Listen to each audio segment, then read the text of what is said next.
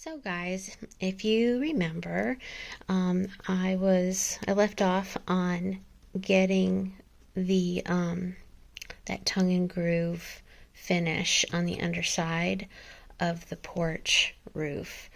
I have so far have one panel that is gluing right now. And just waiting for it to be dry enough to take these clamps off. I'm going to show you why I did that in just a minute. I think this is going to take a little while because I only have those two clamps. I have bigger clamps, but I'm afraid they're going to be way too strong for this material, and the last thing I want to do is break it. So as you can see, I sandwiched it. I put a piece of scrap board here and a piece of scrap board underneath, and then the piece that I'm gluing is tucked in between, and just want it to be, I don't want it to warp, so I clamped it down to make it fit flat. And the reason for that is these are the pieces that that I cut out and then I stained them. And what you'll see is the moisture from the paint causes them to warp. They still bend, like you can still flatten it out, but they're not going to flatten out by themselves. So that's why I need the clamps. If I had more clamps, I would do more all at once. But I did want to show you. I have this middle piece that's missing here is what's being glued on. I decided to move from the center, and go work my way out. But as you'll see, this is the template that I built out of scrap pieces of paper that match the angles of this doorway that come out.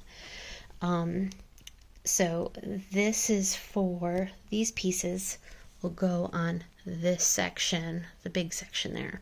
There's also this little tiny section over here, and that's kind of a funky shape underneath, but I was able to shape it, and this is the one that I created for that. So I have fitted everything already, so I know they all fit.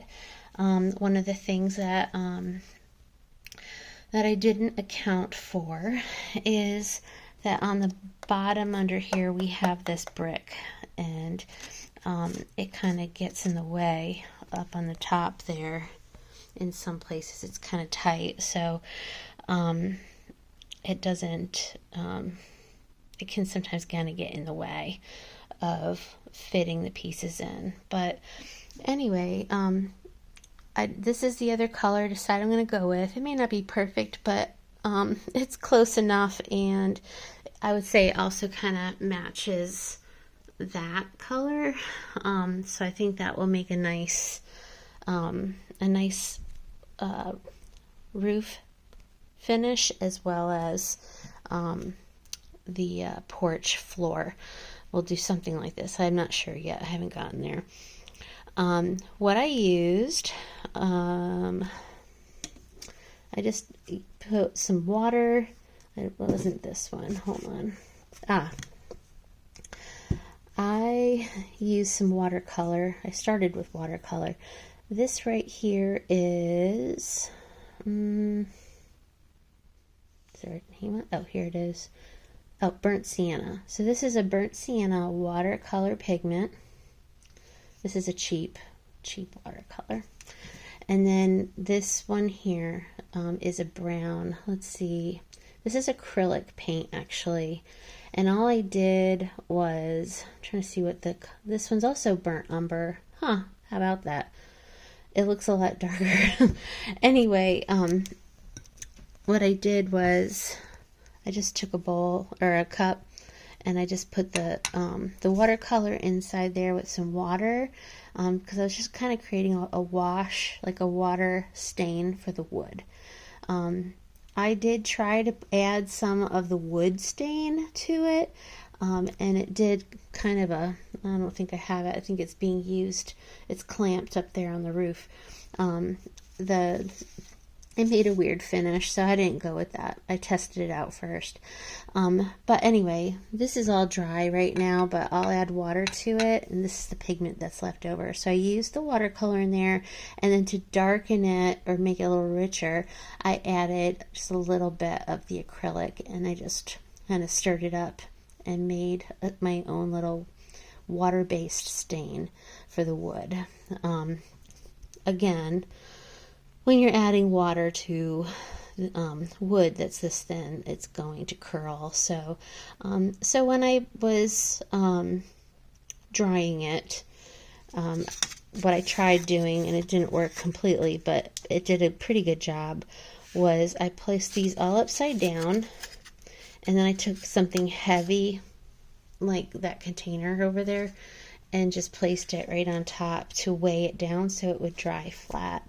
But don't put something heavy on top of the front side while it's drying, because then you end up with marks like that. There's probably more. Yeah, see those little lines? Here's another one. That was my mistake, and that's why I'm telling you. If you're going to flatten it out, do them upside down so they don't get all messed up. So I'm just going to have to live with it, and know it'll be underneath, so it's not going to be that noticeable, but oh well.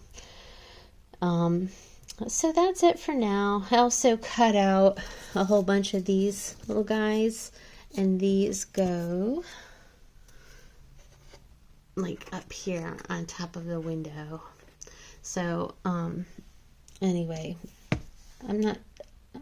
I think I got some of them up already.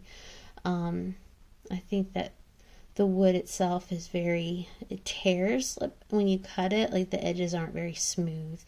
So it doesn't look very clean, and I'm not sure that I'm liking it. I might try sanding it, but we'll see. So that's it for now, and I'm just going to work on this over the weekend and try and get this up and going. If I can get this side of the roof done, then I'll have this side over here to do next, and then we'll be all set, and that's it. I hope you have a great weekend, and I'll talk to you soon. Bye.